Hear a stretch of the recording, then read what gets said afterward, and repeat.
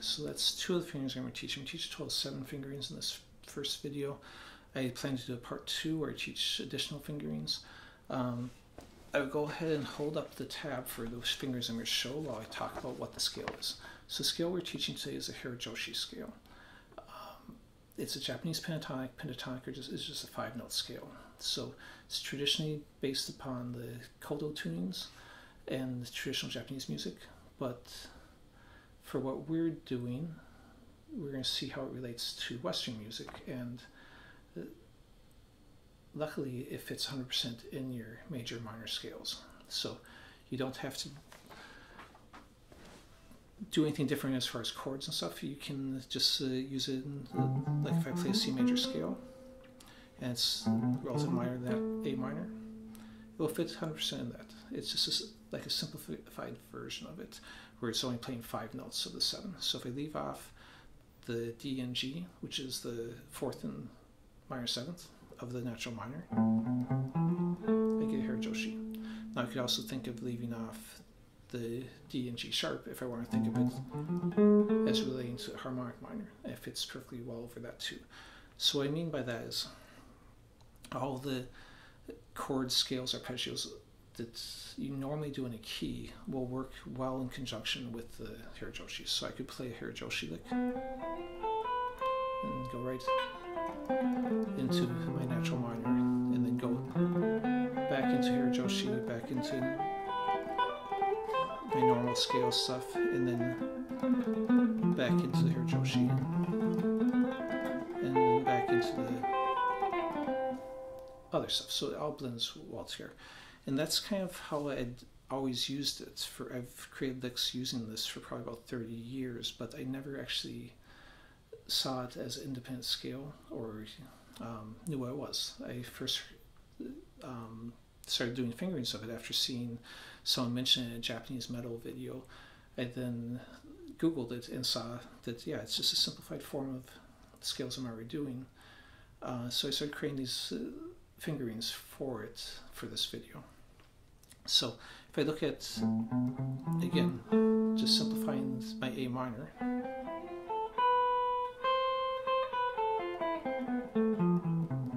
end up with a fingering like that.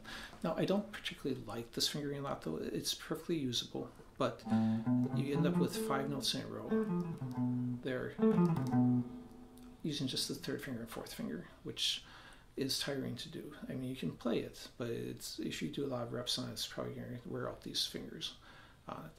So I started looking at what's some other ways to play this scale. Now, being pentatonic, it works well with 2-note per string fingerings. So if I reach back for the C note here, I end up with a fingering like this. And that works perfectly fine. But again, I'm getting old and my fingers tire out, and I don't really necessarily want to be playing all major thirds there. So if you have trouble stretching and stuff, I'll show you some other options. But if you like that fingering, you could also combine the 2 together and add this extra note here. So it's just like the top octave of the first one. But if you don't want to do that stretch, you can take the B and C and move them back. So now I'm basically working just from like my normal mixed Lydian position. Now if I continue the mixed Lydian, it'll look like this. Unfortunately though, if I just eliminate those notes, I'd end up with a fingering like that. Again, one of those kind of difficult fingerings. So what I'm going to do instead is shift forward.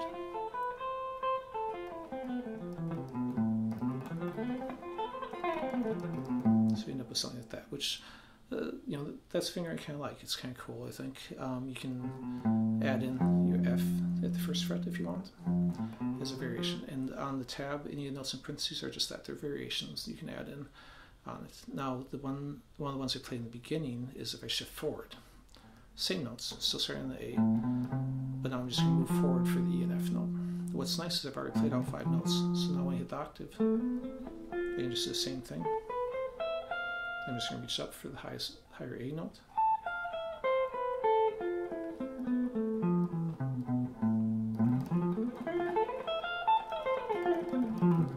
If I sped it up, it would be like this. But again, to give you more options, if you don't like that shifting, you can slide. I'll just slide from the second to third note.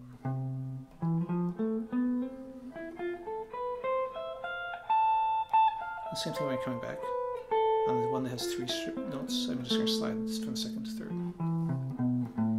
So it sounds like this.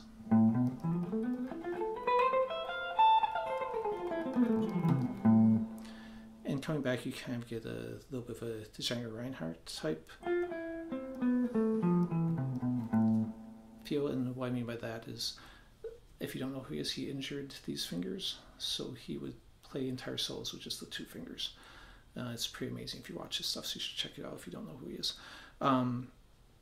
Anyway, so I like that finger. And the second video will have more stuff like that in it. But I'm going to go ahead and finish showing you the rest of the 2-note fingerings. The one I'm going to skip is the one that starts off B. I'll show that in the second video because that one's a little bit tougher. So if I move up to C, I end up with fingering like this. Again, workable fingering, but if you don't want like this shift back at this point, you can reach forward and combine the end of that previous one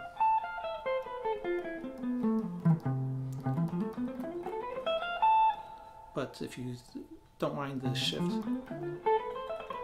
that works perfectly fine too. So again, you've got options. Now if we move up to E,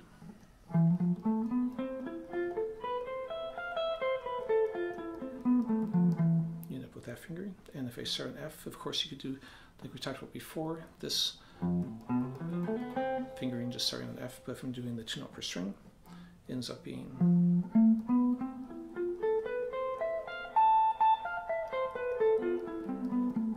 like that. Alright, so that gives you the fingerings I'm going to teach for today. If you haven't done diatonic scales, I would do that first. And let me sidetrack for a second before we wrap up. And we're going to say, you can also look at these from arpeggios. So A minor and F major fits 100% in the Hirajoshi scale. So if I'm playing an A minor arpeggio, I can then go back into the Hirajoshi. If I'm playing F major, well, there I started going natural minor, but I can go back into the Hirajoshi also. And if you want to take that further, the F major 7 actually fits in the Hirajoshi. So you actually have 4 of the notes in the 5-note scale make up the major 7 for the F. So all I have to do is add in a B note to the arpeggio and I have the Hirajoshi scale. On this side of it, this arpeggio I like is an A minor add 9. And same thing, that's actually 4 of the notes. All of them fit in there. All I have to do is add